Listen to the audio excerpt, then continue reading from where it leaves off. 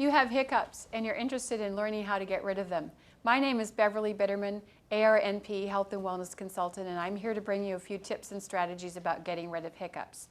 First of all, let me tell you that hiccups are caused by some spasming in your diaphragm, and your diaphragm is a muscle that sits below your lungs. So when your diaphragm spasms, when it's out of sync with regular breathing, it shoots air up through your lungs and it comes out your mouth in that embarrassing hic.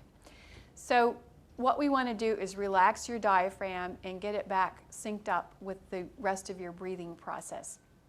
So here's some strategies. One is to take a glass of preferably warm water and to drink it straight down with little sips. So what you want to do is keep drinking the water until it's all gone and try not to breathe while you're doing that. So in effect, you're holding your breath. And we also know that holding your breath can be another strategy to deal with hiccups. Another strategy involves taking a teaspoon of sugar and putting it, say in a teaspoon, and then putting that toward the back of your tongue.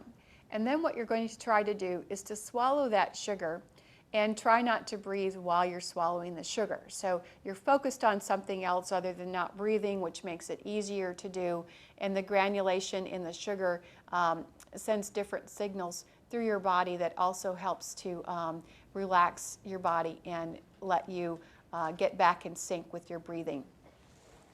In order to avoid hiccups in the future, you might look at what are your triggers. Some people find that if they have too much alcohol perhaps or too big of a meal, they're more prone to hiccups. I know that when I eat dry foods like dry toast, for example, if I have a bite of toast and I haven't had some water recently, I might swallow and notice that going down slowly, and that can trigger hiccups for me. Most hiccups go away in a few minutes.